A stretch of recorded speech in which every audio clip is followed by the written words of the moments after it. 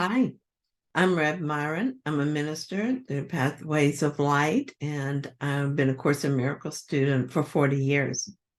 Today, I'd like to share with you an article that I wrote, and it's called There Is No Darkness in God's Sun.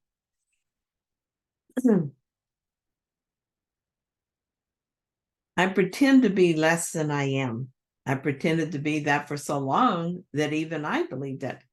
So I sit here in the middle of a feast and suffer famine. I sit here in perfect safety and suffer fear. And I sit here in love and feel that I'm bereft of comfort. I abide in darkness when all along I am the light of the world. Dear God, hear my prayer. I would wake up and see what it is before me, all around me, in me. I would no longer be deceived.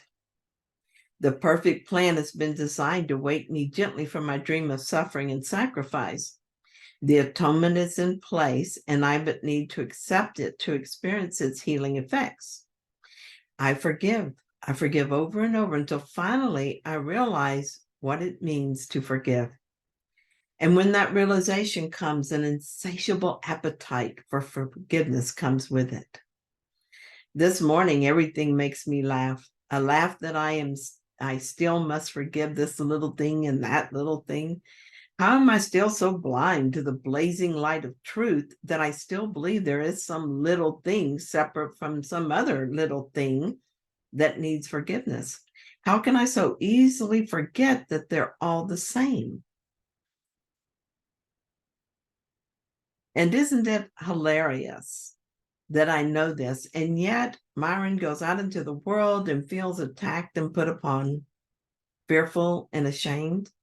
She feels all the other ridiculous stuff that's part of the experience of separation. And then I laugh again because I realize that I'm the one who sees Myron do this, so I cannot be Myron.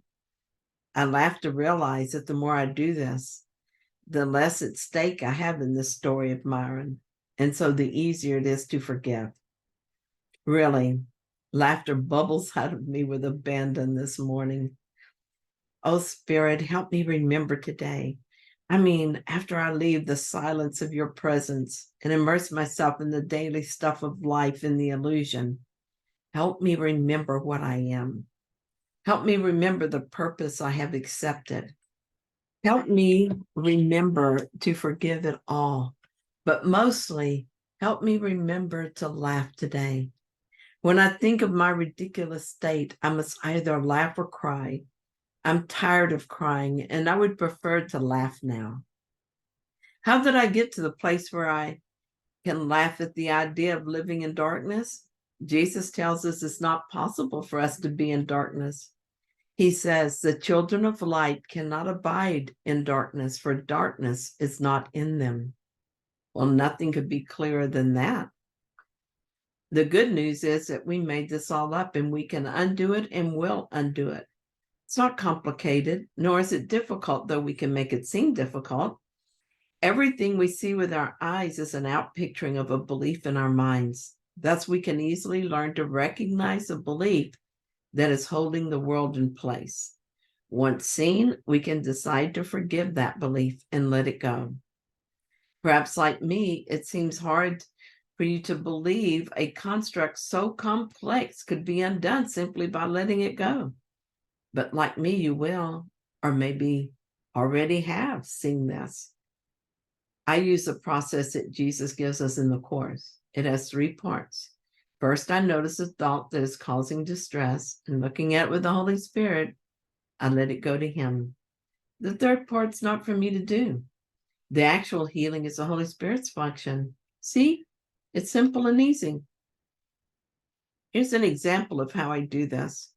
I was concerned for my son because he is feeling discouraged. He's looking for a job and not getting one. His life is not unfolding as he thought it would, which depresses him. My problem was that I was caught up in his story, so I was suffering along with him. This was not helping either of us. I realized that it was my thoughts about the situation that were upsetting me. I looked at it with the Holy Spirit and asked Him to heal my mind of the belief that I know what it is that's in my son's best interest. And the belief my worry for him is somehow helpful, even necessary. That's so silly. I forgave it and I let it go to the Holy Spirit. I know that my son is having the experience he came here for.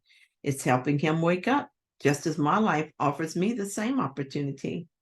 Now I'm at peace. If fearful thoughts return, I know what to do with them.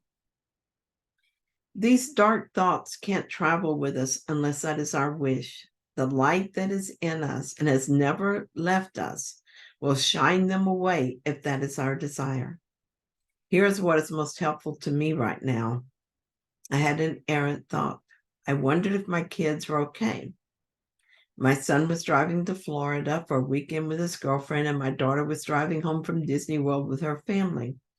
The question was really fear that they might not be okay. These thoughts are the dark companions I no longer desire to keep. Instead, I withdrew my projections and brought them back to my mind. I sat with the Holy Spirit as I felt the effect of believing in them. Then I was able to release the whole thing to the Holy Spirit for healing. As I clear my mind of ego beliefs, my world shifts. And instead of being a scary place, it's just a classroom where I learn my lessons. I know I'm not alone, and I know I and everyone else are perfectly safe, no matter what happens in the world. But the dark journey is not the way of God's Son. Walk in light and do not seek the dark companions, for they are not fit companions for the Son of God, who was created of light and in light. Text, chapter 11, section 3. Oh, yes, this is my choice, and I make that choice every day, all through the day, as I choose again and again to walk in the light rather than in the darkness. Thank you so much for joining me in this reading. I hope you found it helpful, and if you did, then please like it. And if you haven't yet, please subscribe. And I'll be back tomorrow with another reading. See you then.